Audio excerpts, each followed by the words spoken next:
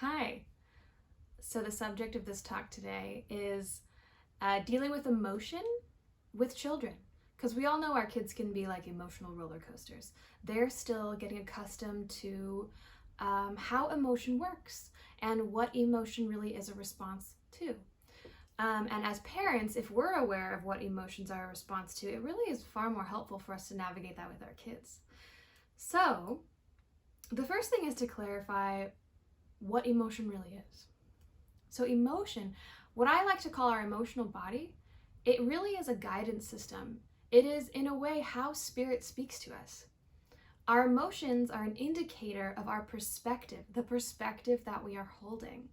Or the thoughts, you could say the thoughts. So perspective is really like a conglomerate of thoughts, right? Beliefs that we have about reality that frame the way we are perceiving the world. Now, based on those beliefs, and many of them are unconscious, they're not necessarily aware of them, and there may be many playing at once that are sort of coloring our perception of the world. Based off of those, we have an emotional response. It's like a guidance. It is like a reflection of the energy of our thinking. Now, to simplify things, what feels positive on the positive range is what is more in alignment with how higher self sees things, or you could say the truth of things, the bird's eye view. What feels negative is out of alignment.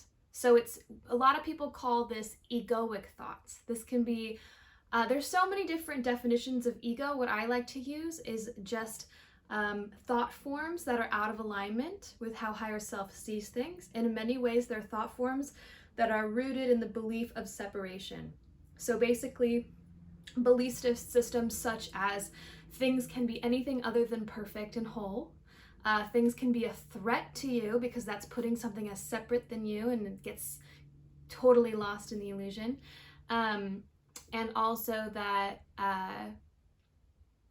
that something is not how it should be right now, and therefore we're seeing it as wrong and as a problem and as a threat, rather than using it to bring ourselves back to center and use whatever is arising for our own healing and awakening. So we can see that anytime that we see something as a threat, anytime that we see something as not perfect or whole, we feel bad, we feel negative. It creates this negative response. That's our guidance. The issue is a lot of times we have a tendency to project that outwards and to make it real, rather than use the emotional guidance to go inward and investigate the thought systems to begin with, so that we can have a chance to let them go. And what I mean by making them real is that we believe the thoughts. We believe that something can actually be threatening, or something to our peace, to our sanity, or to the physical body, or whatever it is. Or that we're perceiving what is arising as hurtful to us in some way, rather than seeing it as our gift. And yeah, so we make that real. We say, no, it actually is hurtful. I need to avoid this. I need to fight this, which is where we get all of our fight and flight responses from. It's basically a perception that things are harmful and we need to run or fight them. So now that we understand what emotion is really doing within the body, when we look to our kids as they're having these ups and downs of emotional whirlwinds, we can see why it's occurring to them. We can see, with children, it's actually very simple because they don't necessarily have all of these like hugely complicated stories yet. So it's very simple to see that when they are having a negative feeling, it's based off of most likely some very obvious belief system that's playing out for them that's out of alignment. Like, oh, things aren't going my way is a very common one that children experience. Something isn't going my way. As if life cannot ever go your way. It has to go your way. It's totally supporting you. It's just that we are locked in our expectations, or what we think we want, our egoic desires, rather than using what is arising and trusting what is arising. Now, it's totally okay if our kids don't get this right away. The point is just to witness it as a parent so that we don't get lost in the emotion as well. Because when we, I have 4 children, so I know very, very well that when my children are having emotional swings, it's very easy to get lost in those emotional swings and sort of join in the misery rather than stay above the battlefield and see it from clearer perspectives so that you can at least be of some assistance, even if that assistance is just holding space. So I want to also discuss that as well. And I can use an example. So I was at the park the other day and we were about to leave and we were discussing getting lunch, where we were gonna go and get lunch. And my children got very excited when I brought up the topic right away. I was discussing, okay, we're gonna go pick up lunch now. And all of a sudden, one of them is saying, oh, I wanna go here. No, I wanna go here. Oh, but I wanted to go here. And I just get hit with all of these slightly varying negative emotions. And for a second, when you can feel the energy of the thought processes that the children are going through.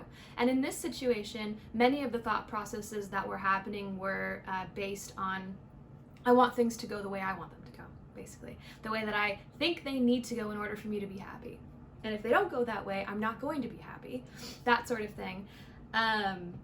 And it was just escalating on its own very rapidly.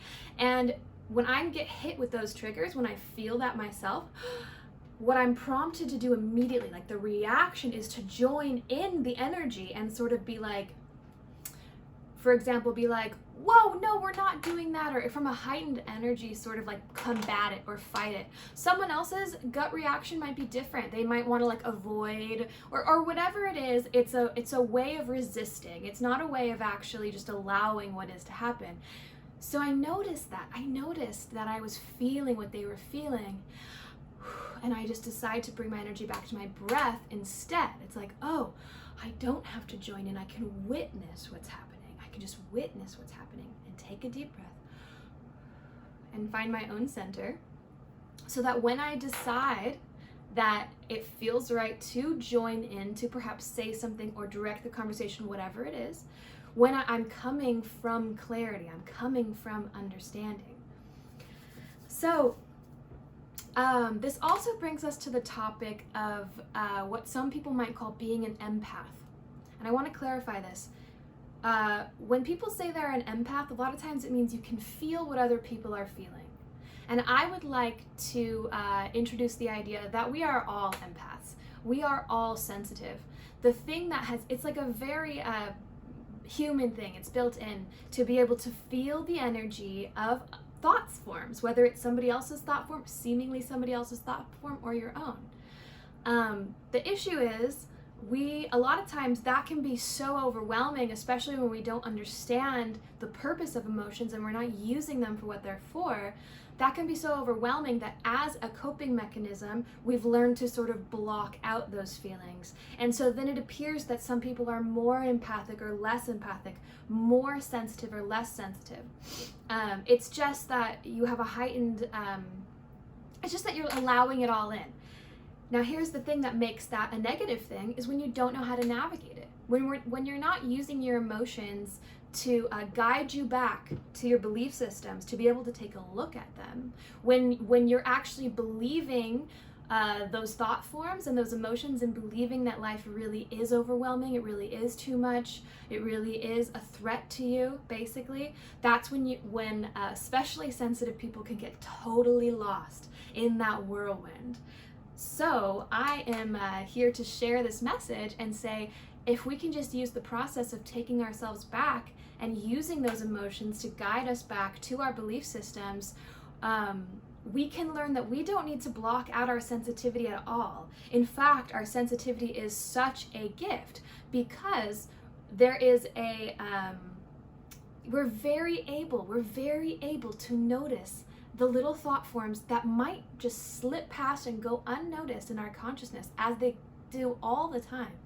Because we have such a high sensitivity, we can pinpoint when we have even got a little bit out of alignment, and then bring it back and heal, and then offer that to our children as well. Now, with our kids, I have to say it's not always, depending on how old they are and what developmental stage they're at and all of that, it's not always relevant to explain this sort of stuff to them. children a lot of times just need to go through the experience of what emotions feel like and what thought forms feel like. They need to gather experience first. And then when they're ready, if it feels right to us, of course, we can give our little 2 cents of our wisdom and what we've learned. But this always comes from a state of calm. You can notice within yourself when you have any sort of agenda or attachment in your energy, when you are sharing your wisdom. When you yourself are coming from any state of tenseness, anxiety, even that if that anxiety might be slightly attached to excitement, it's like, I'm coming at you with this stuff. I always use that to go back internal and just rest, just take a deep breath and just allow things to play out.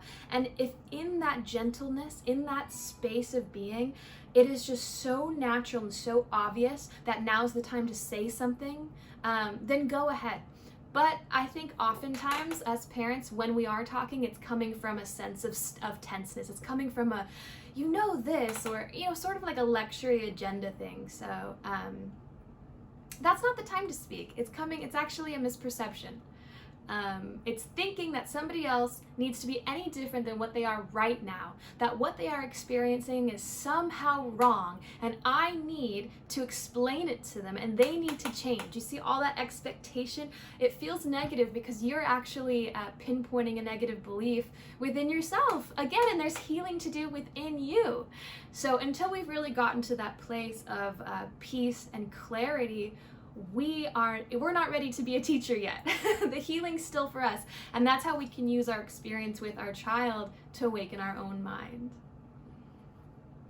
All right, I think that about sums it up for this talk. Thank you so much for listening.